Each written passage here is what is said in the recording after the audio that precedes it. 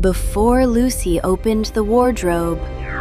Before the White Witch froze Narnia for 100 years. Before Aslan became a legend, there was a door that should never have been opened. And the craziest part is, this new Narnia movie is not just taking us back to Narnia. It may show us the exact moment Narnia was born. A world created by a song, a witch awakened from a dead kingdom, a boy trying to save his dying mother, and one mistake that could explain everything fans have argued about for years. This is Narnia, the magician's nephew. And if Greta Gerwig gets this right, this may not feel like just another fantasy reboot. It could feel like opening the first page of a myth. So first, let's separate facts from internet noise. This movie is officially happening. Greta Gerwig, the filmmaker behind Barbie and Lady Bird, is writing and directing Narnia, the Magician's Nephew, for Netflix. And yes, it now has a real release plan. IMAX sneak previews begin February 10th, 2027. The movie opens in theaters worldwide on February 12th, 2027. Then it arrives on Netflix on April 2nd, 2027. That is huge, because Netflix is not treating this like a small streaming fantasy movie. They are treating it like an event, a big screen event, a families leave the house and watch this together kind of event. And honestly, that already tells us something. Netflix knows Narnia is not just a title. It is childhood memory. It is religion, magic, winter, betrayal, courage, and wonder, all mixed into one world. If the movie follows the book closely, the story begins far away from snow, castles, and talking animals. It begins in our world, with two children, Digory Kirke and Polly Plummer. Digory is not just a brave kid looking for adventure. He is a boy carrying pain. His mother is sick. His life is heavy. And that emotional wound could become the heart of the movie. Then comes Uncle Andrew, a selfish, dangerous magician who has found a way to send people into other worlds using magical rings. Digory and Polly are pulled into the wood between the worlds, a quiet, dreamlike place full of pools that each lead to a different universe. Imagine that on IMAX. Endless trees, silent pools, worlds waiting under the surface like secrets. But the most terrifying stop may not be Narnia at all. It may be Charn, a dead world, a royal palace frozen in silence, statues of rulers with faces that become crueler and crueler. And then, a bell. Digory makes the mistake that every fantasy hero makes. He touches the thing he should not touch. He rings the bell. And he wakes Jadis. Not just a witch, not just a villain, a queen from a destroyed world. A woman who may have ended her own kingdom rather than lose power. That means the White Witch is not just evil because the story needs a villain. She is evil because she has already seen a world die. And maybe she thinks every world belongs to her. Now let's talk actors, but carefully.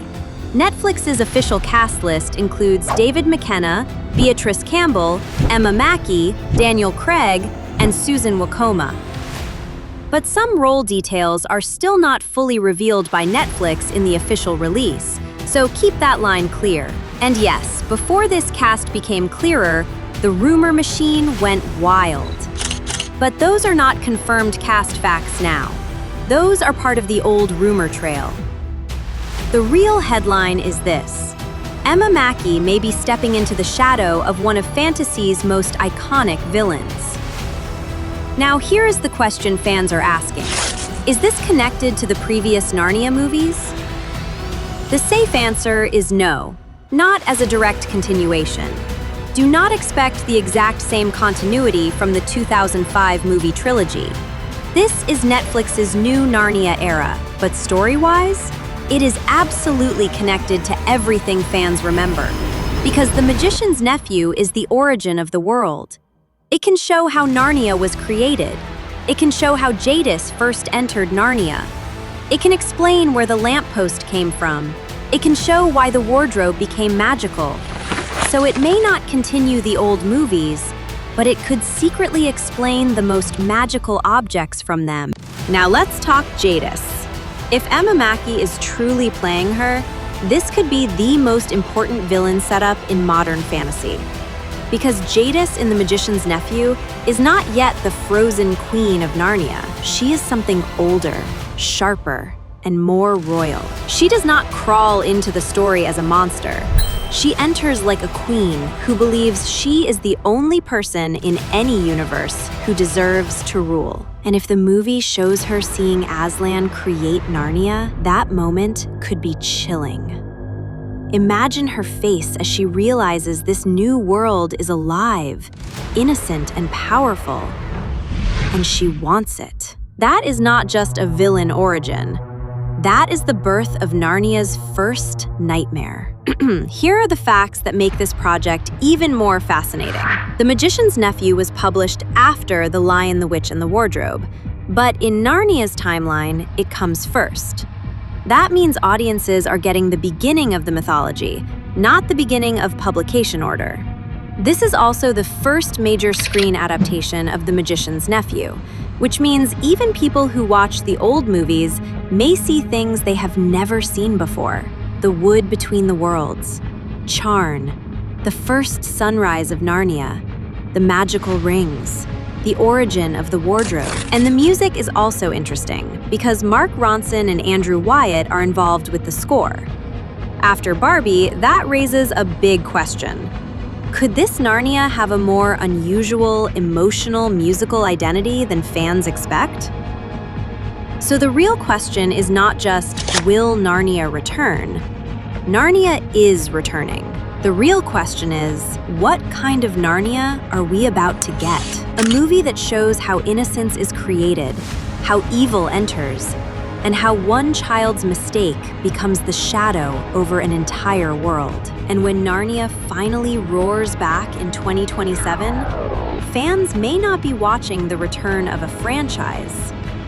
They may be watching the birth of a legend.